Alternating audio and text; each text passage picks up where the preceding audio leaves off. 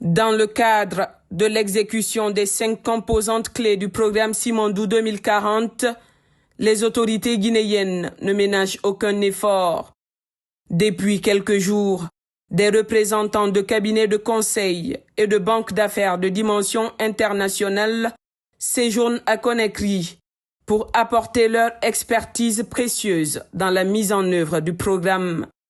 Actuellement en phase de cadrage stratégique, ce processus vise à déterminer clairement les enjeux, les fondements et les résultats attendus afin qu'aucune faille n'entrave son bon déroulement. À cet effet, une rencontre d'envergure a été présidée par le ministre directeur de cabinet de la présidence et président du comité stratégique de Simandou, M. Djiba Diakité. Cette réunion a rassemblé les délégués des banques d'affaires Rothschild, fondées il y a plus de 200 ans, de Southbridge et du cabinet d'audit et de conseil KPMG. Les membres du comité stratégique du projet Simandou étaient également présents. L'objectif principal de cette rencontre était d'aligner les stratégies et de définir les prochaines étapes cruciales pour l'avancement de ce projet ambitieux. Suite à cette réunion, une délégation conduite par le ministre du Plan et de la Coopération internationale et le ministre des Mines et de la Géologie s'est rendue avec les experts étrangers sur le site des travaux de l'un des axes prioritaires du programme Simandou 2040, le port multi-utilisateur et multiservice de Morebaya. Ce projet portuaire de Simandou est exécuté au compte de la compagnie du Transguinéen par Winning Consortium Simandou, Rio Tinto Simfer et HEC. La visite du port de Morebaya a débuté par son quai long de 810 mètres et a été marquée par des explications des représentants des partenaires industriels sur les infrastructures déjà réalisées, celles en cours de réalisation et celles en perspective. La visite a également été ponctuée par la projection d'une vidéo présentant les installations du port de Morebaya, accentuée par les précisions des responsables départementaux présents sur l'importance du contenu local et de l'effectivité de sa mise en œuvre. Cette visite guidée a surtout permis aux experts internationaux de découvrir de près ce projet ambitieux et d'apprécier l'avancement des travaux.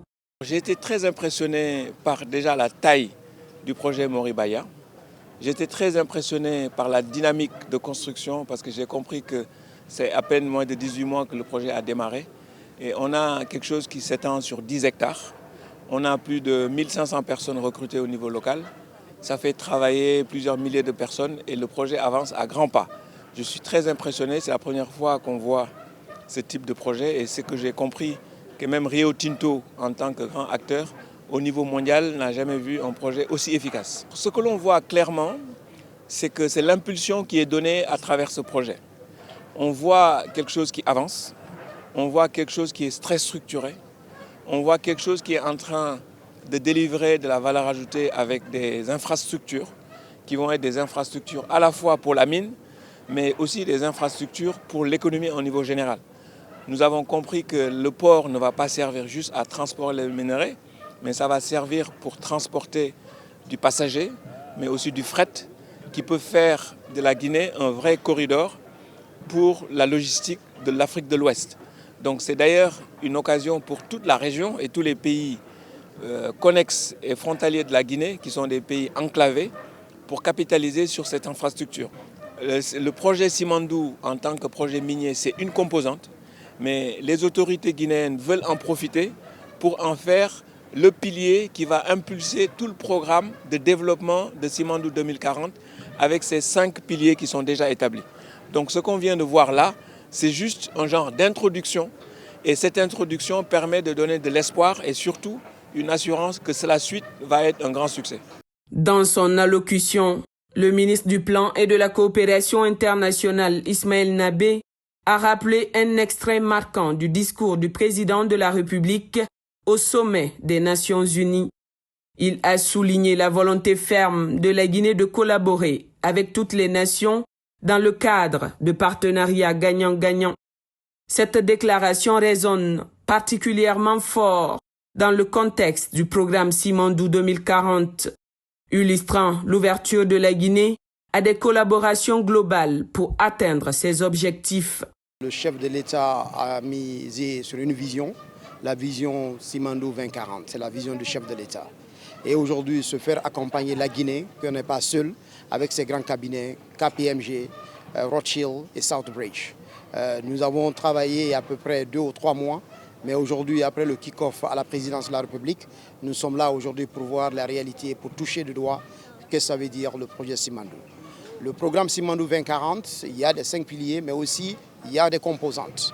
La première composante, c'est le projet lui-même qu'on est venu visiter aujourd'hui, qui peut aider la Guinée pour aller de l'avant.